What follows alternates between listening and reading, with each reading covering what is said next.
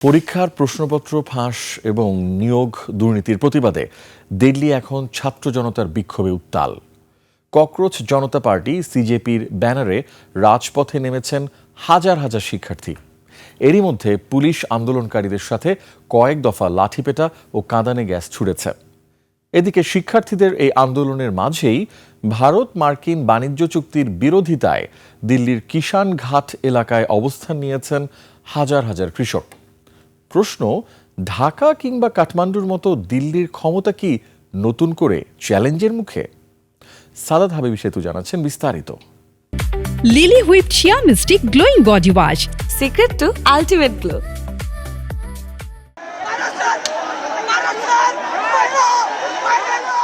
মত প্রকাশের স্বাধীনতা কিংবা জবাবদিহিতা, ভারতের ক্ষমতা এবার নতুন করে চ্যালেঞ্জে এমন সব গণতান্ত্রিক ইস্যুতে। মানসিক অশান্তিতে 21 শিক্ষার্থীর আত্মহত্যার জেরে এই আন্দোলনের সূত্রপাত। দাবি ছিল সরল, আন্দোলনকারীরা চায় মোদির ক্যাবিনেট সর্বভারতীয় নিট এবং সিবিএসই পরীক্ষার প্রশ্নপত্র ফাঁস আর নিয়োগ দুর্নীতির বিরুদ্ধে তাদের দাবিগুলো শুনবে, প্রয়োজনে সংসদে আলাপ করবে এবং সরকারের কোনো ভুল থাকলে তা স্বীকার করে সামনে বাড়বে। তবে হয়েছে উল্টো। आज जो स्टूडेंट्स को मारा है, जिस तरीके से स्टूडेंट्स का सर फोड़ा है, वो बहुत ही शर्मनाक है। প্রশ্নপত্র ফাঁস আর নিয়োগের দুর্নীতির বিরুদ্ধে ককরোচ জনতা পার্টির নজিরবিহীন আন্দোলনে অচল হয়ে পড়েছে মোদির সাম্রাজ্য। ভারতের রাজধানী দিল্লির রাজপথ এখন ছাত্র জনতার ক্ষোভে উত্তাল।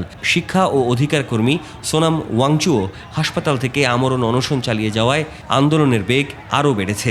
এর সাথে আমি আজকেই দেখলাম যে এর সাথে আপনি যেই পাঞ্জাবের কৃষকদের কথা বলছেন তারাও এর সাথে যুক্ত হয়ে ভারতের কেন্দ্রীয় রাজনীতিতে যে উগ্রপন্থী ধর্মীয় অনুশাসন চাপিয়ে দেওয়ার যে রাজনীতি, তার বিরুদ্ধে যদি তারুণ্যের এই শক্তি ডাইভার্ট করে, তাহলে মোদির যে রাজনীতি বিকশিত হচ্ছে বিভিন্ন জায়গায়, এটা প্রচণ্ডভাবে চাপের মুখে পড়বে। কেন্দ্রীয় সরকার এইটাকে কিভাবে আপনার এইটাতে করে, ওরা যদি বেশি নিষ্পেষণমূলক করতে যায় তাহলে কিন্তু এটা ব্যাকফায়ার করবে। এখন আন্দোলনকারীদের দাবি শিক্ষামন্ত্রীর পদত্যাগ এবং ভুক্তভোগী পরিবারগুলোকে ক্ষতিপূরণ দেওয়া। বর্তমান দুনিয়ায় ক্ষমতা সবসময় তার সঙ্গীদের দোষ অস্বীকার করে। মোদি যদি গো ধরে বসেন তবে আখেরে তারই ঝুঁকি বাড়বে বলে মনে করেন বিশ্লেষকরা। প্রশ্ন আসা স্বাভাবিক, দিল্লিতে ঢাকা কাঠমান্ডুর হাওয়া লাগবে, মানে ক্ষমতার পরিবর্তন ওই দিকে যাবে বলে আমার মনে হচ্ছে না। সেই শক্তিটা এখনও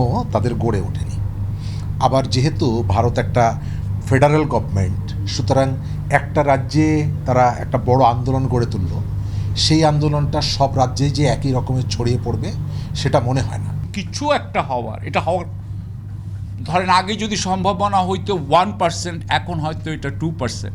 তো 2% মানে তো 98% না, কিন্তু 1% কিন্তু ডাবল হয়ে গেছে এখন 2%-এ। বিশ্লেষকরা বলছেন এই গণবিক্ষোভে মোদী সরকারের পতন না হলেও জেনজি কিংবা তরুণ প্রজন্মের এই ক্ষোভ নরেন্দ্র মোদীর টানা তৃতীয় মেয়াদের সবচেয়ে বড় রাজনৈতিক ভাবমূর্তির সংকট তৈরি করেছে। প্রশাসনিক কঠোরতা বনাম তরুণদের এই স্বতঃস্ফূর্ত বিদ্রোহ, এই মুখোমুখি অবস্থান কোন দিকে মোড় নেয় সেটাই এখন দেখার বিষয়।